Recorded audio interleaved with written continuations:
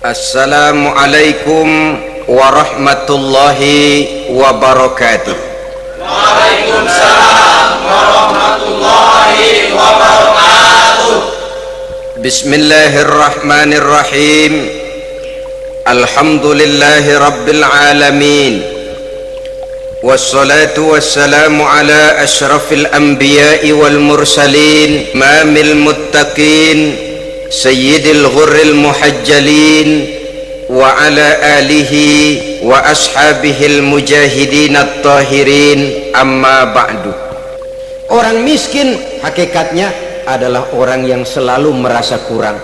Bagaimanapun besar rumah kita, banyak uang kita, berpuluh kendaraan kita, kalau hidup selalu merasa kurang, itu artinya kita masih miskin. Maka jikalau ingin menjadi orang kaya, kuncinya hakikatnya cuma satu, hati kita merasa cukup dengan yang diberikan Allah, bersyukur atas segala nikmatnya, dan dengan syukur itu nikmat itu akan ditambah oleh Allah Subhanahu wa ta'ala. Puasa menimbulkan sifat qanaah, dan qanaah adalah watak daripada orang-orang yang bertakwa kepada Allah Subhanahu wa ta'ala. Bukankah manusia di dalam berhadapan dengan harta persis seperti orang minum air laut? Makin diminum makin haus, makin diminum makin kering tenggorokan. Begitulah orang berhadapan dengan materi.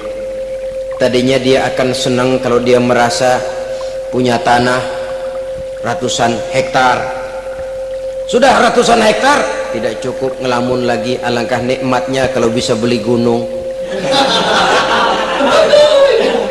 Gunung dibeli, sudah punya gunung, lihat laut, aduh kalau laut juga bisa dibeli, beli lagi laut. Sudah punya laut, lihat ke atas, langit ada yang jual apa enggak ya?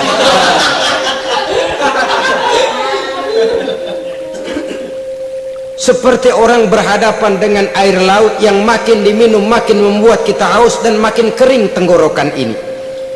Maka itu harus dihentikan. Sikap untuk menghentikan itu tidak lain adalah dengan sifat qanaah itu tadi, merasa cukup dengan apa yang diberikan Allah, mensyukuri nikmatnya. Itu yang kedua.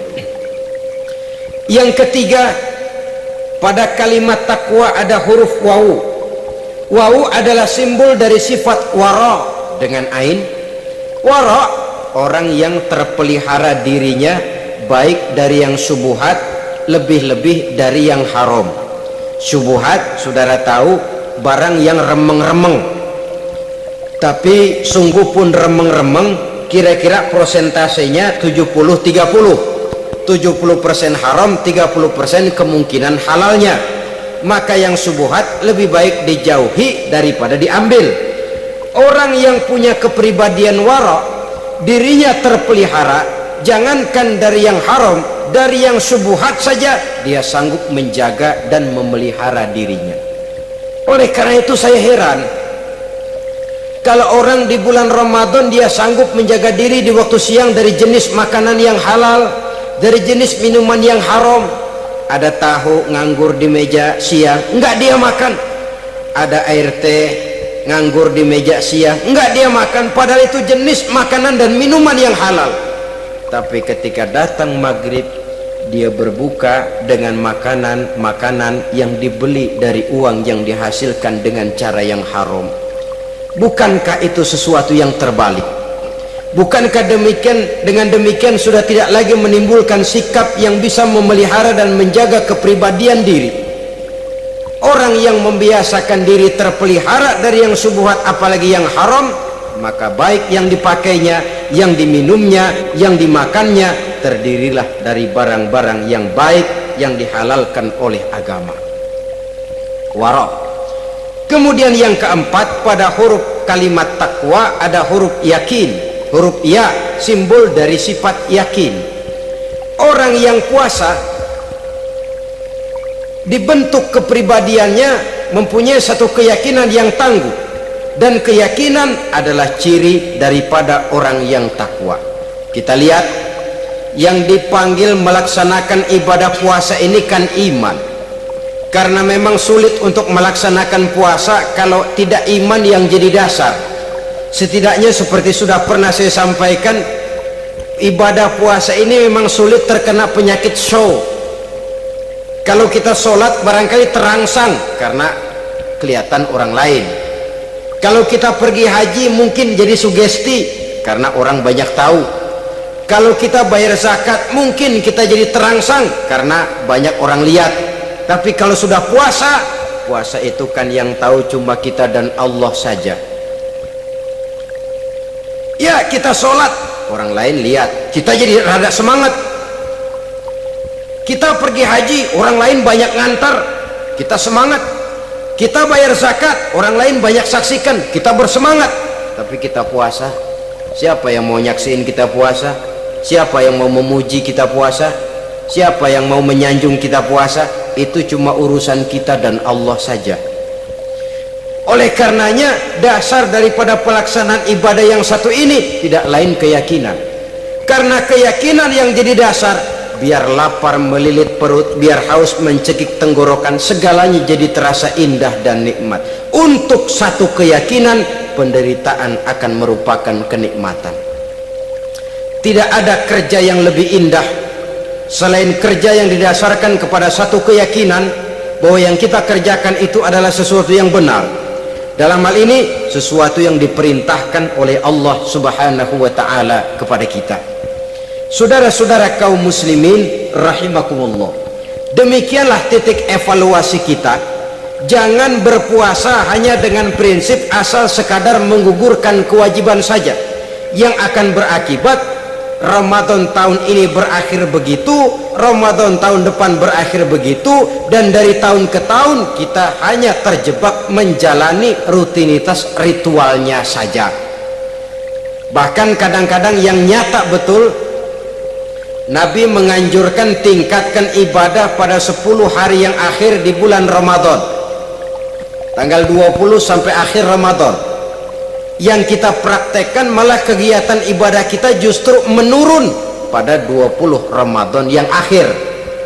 Coba lihat 20 Ramadan ke atas, itu pasukan tarawih paling kelas 60-70 tahun ke atas. Kemana yang lain? Sudah berpikir menghadapi lebaran, berpikir pulang mudik, berpikir macam-macam. Akibatnya konsentrasi ibadah lalu buyar.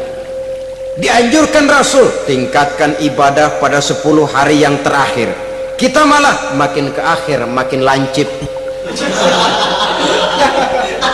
Saudara-saudara kaum muslimin rahimakumullah, kita terjebak oleh sesuatu yang sementara, oleh sesuatu yang bersifat kulit, lalu meninggalkan isinya. Padahal jikalau kita tidak mengisi Ramadan dengan kegiatan ibadah, berarti kita tidak keluar dari Ramadan dengan jiwa yang baru yang sudah ditempa oleh pengalaman ibadah di bulan Ramadan. Artinya kita tidak kembali kepada fitrah, kesucian seperti saat kita dilahirkan. Lalu kalau kita tidak kembali kepada fitrah, apa yang mau kita rayakan pada Idul Fitri itu? Di mana letak kegembiraan kita? Di mana letak kebahagiaan hati? Kembalikah kita kepada fitrah? Tidak. Benarkah puasa yang kita kerjakan? Kelihatannya juga tidak. Adakah dampak dari pelaksanaan ibadah dalam pribadi kita? Tidak. Kadang-kadang Ramadan selesai malah teriak merdeka.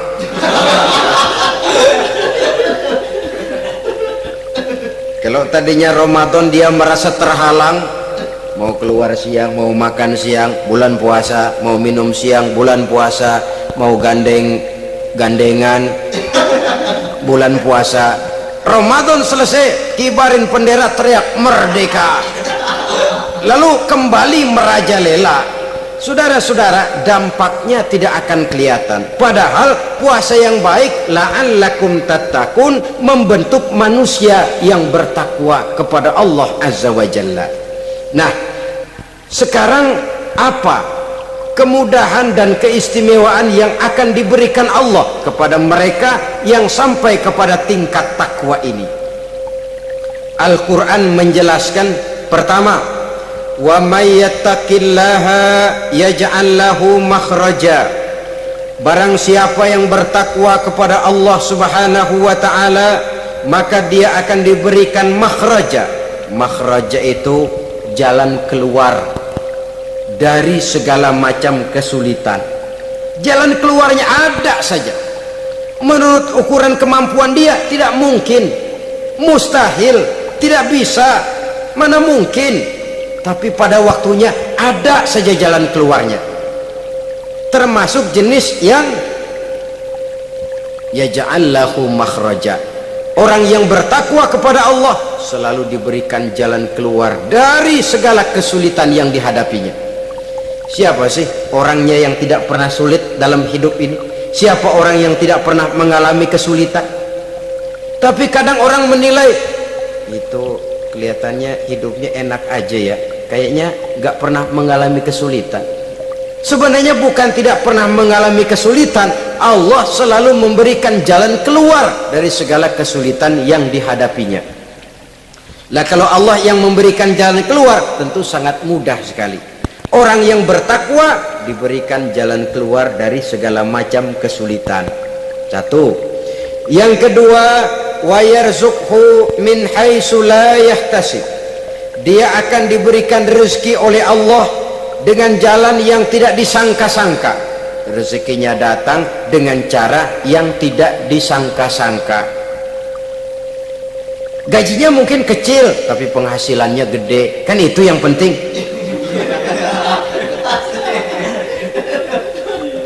Gaji dengan penghasilan kan lain tuh. Boleh jadi gaji kecil asal penghasilan gede, kan nikmat hidup itu. Nah, penghasilan ini ada yang bisa kita perkirakan. Bisa kita perkirakan, misalnya gaji itu tadi. Kalau saya kerja, gaji saya begini. Ada rezeki yang masuk jenis min haitsu la yahtasib.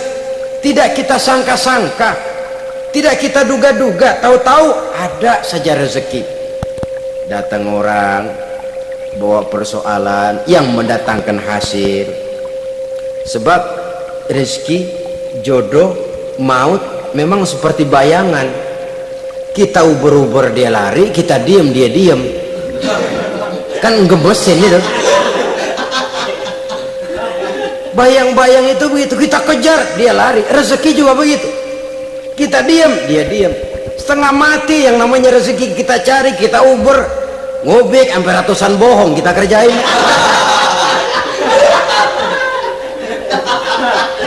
Tapi memang belum waktunya, ya sulit untuk tembus. Tapi kadang-kadang giliran kita nongkrong di rumah, datang orang bawain rezeki. Itulah yang namanya rezeki. Tapi ini untuk orang yang bertakwa. Kalau tidak punya kredibilitas takwa, jangan lalu pakai ayat ini. Diberikan Allah dengan rezeki dengan jalan yang tidak disangka. Kan ada ayatnya dah, kita mah manteng aja di rumah dah. Ntar juga tuh rezeki datang. Ini fasilitas yang diberikan kepada orang yang wa may yattaqillah, bertakwa kepada Allah, yarzuqhu min haitsu la yahtasib, diberikan rezeki dengan cara yang tidak disangka-sangkanya. Maka kadar ketakwaan jangan membuat kita buruk sangka. Tuh orang ya nggak kemana-mana, duitnya ada aja. Kalau dia takwa, Allah berikan jalan keluar. Jangan lantas ngelihat kiai orangnya ahli ibadah, ilmunya tinggi, akhlaknya luar biasa, takwanya tinggi, rezekinya lancar, lalu husnuzon nih kiai nggak kemana-mana, duitnya banyak, miara tuyul kali ini. Itu termasuk jaminan Allah yang masuk kategori min haitsu la yahtasib. Yang ketiga, yaj'al lahu min amrihi yusra, dimudahkan segala urusannya, dimudahkan segala urusannya.